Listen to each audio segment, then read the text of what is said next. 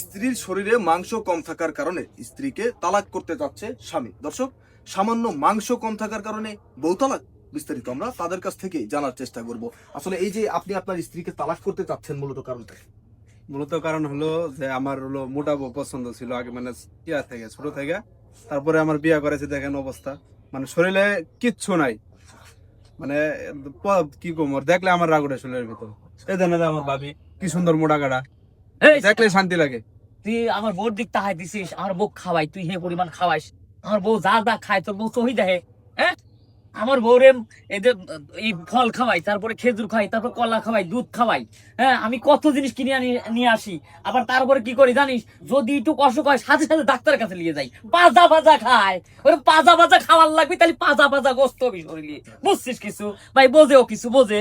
ও কিচ্ছু বলতে কাম কাজ কিচ্ছু করে না, বাদাইমের মতো খালি ঘোরে আর খালি পরের বউ দেখি দিয়ে বেড়ায়। পরের বউ দেখলি হবি, নিজের বউ স্বপ্ন লিয়া আপনি একটু লাগবি। বলেন, আপনি কি বলতেছিলেন বলেন।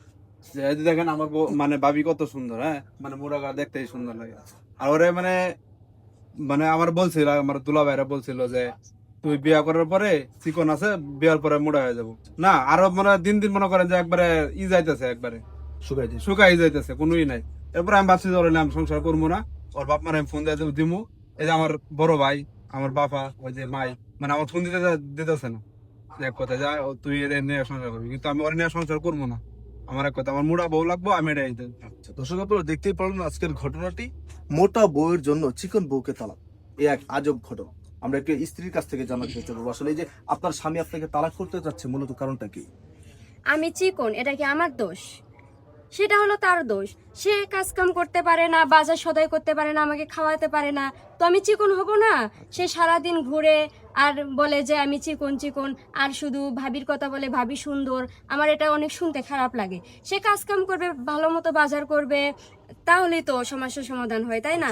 আমি হলাম অসুস্থ, আমার চিকিৎসাটা পর্যন্ত করে না, তো আমি চিকন হয়েছে, এটা কি আমার দোষ? সেটা সম্পূর্ণ তার দোষ। আচ্ছা, আপনার যেটি অভিযোগ যে আপনার স্বামী আপনাকে ঠিকঠাক মতো খাবার খাওয়ায় না, বা আপনার অসুখ হলে চিকিৎসা করে না, এই জন্য মূলত আপনার শরীরে মাংস হচ্ছে না। জি এখন এই জন্য আবার উনি আপনাকে তালাক দিতে চাচ্ছে। জি। দর্শক, এ কেমন আজব ঘটনা! সে তার বউকে মাংস খাওয়াবে না, সে তার বউর চিকিৎসা করবে না, আবার বউর গায়ে মাংস না থাকলে ডিভোর্স দিবে। মানে বিষয়টা কেমন যেন হয়ে গেল না? আমরা একটু এই ছেলের মায়ের কাছ থেকে জানার চেষ্টা করি, আসলে এই যে আপনার ছেলে যে আপনার ছেলের বউকে ডিভোর্স করতে চাচ্ছে শরীরে মাংস কম বলে, এই বিষয়ে আপনি কি বলতে চান? আমি এই বউ তো কইতাছি বলে এই বউ সারণের দরকার নেই। অন ছেলে কইতাছে মোটা বউর দরকার। অন এই বউ থাকতে আমি মোটা বউ কইতে কাই না দিমু? এটা কি সম্ভব? বলে এক বউ থাকাতে আরেক বউ আনি, তাতো এটা তো দেখে আনা হয়েছে। আল্লাহ, তুই কামাই কর, কামাই করে বউরে খাওয়া পিন্দে, তাই তো বউর শোলটা ঠিক হয়ে যাবে। এখন আপনার ছেলের বউ যেটি অভিযোগ করলো যে আপনার ছেলে ঠিকঠাক মতো কাজ করে না, তাকে ঠিকঠাক মতো খাওয়ায় না, বা সে অসুস্থ হলে তার চিকিৎসা করে না, এটা কি আসলে সত্য? হ্যাঁ, এটা সত্য। আমার ছেলের আমি কথাই শোনাইতে পারি না, ওর বাবাও কথা শোনাইতে পারে না, আমিও কথা শোনাইতে পারি না। আচ্ছা। আমার বউ অসুস্থ হয়ে থাকবো না কি বউ? আমার এই যে কথা বড় শোনেন। ছেলের বউ সুন্দর সুখে শান্তিতে খাইতেছে, চলতেছে, ও কামাই করে এনে দিতেছে, আমরাও খাইতেছি। অন একজনের কামাই দিয়ে কি এত লোক চলা যায়? তাহলে তুই কামাই কর, চাকরি বাকরি কর, বউরে খাওয়া, ভালো মন্দ খাওয়া, বউর শোলটা উঠুক, আচ্ছা এটা ওই শুনবো না। আচ্ছা, জি ভাই, আমার কথা শোনেন, বিয়ের আগে কিন্তু একটু মোটা ছিল, মোটামুটি মোটা ছিল। ওই দিয়ে যদি মনে করেন লিয়ে এসে ঠিক মতো খাওয়ান দাওয়ান করাইতো, মাঝে মধ্যে ডাক্তার কাছে নিয়ে যাইতো, ডাক্তার একটা পরামর্শ দিচ্ছে, ওষুধপাতি খাওয়ালি পরে মোটা হয়ে যাইতো। কাম কাজ না করলে তো এমনি মেয়ে মানুষ যদি জামাই কাম কাজ না করে, মেয়ে মানুষ টেনশন শুকায়া যায়। ওই টেনশন শুকায়া গেছে, আবার তো ক্যাট ক্যাট করে।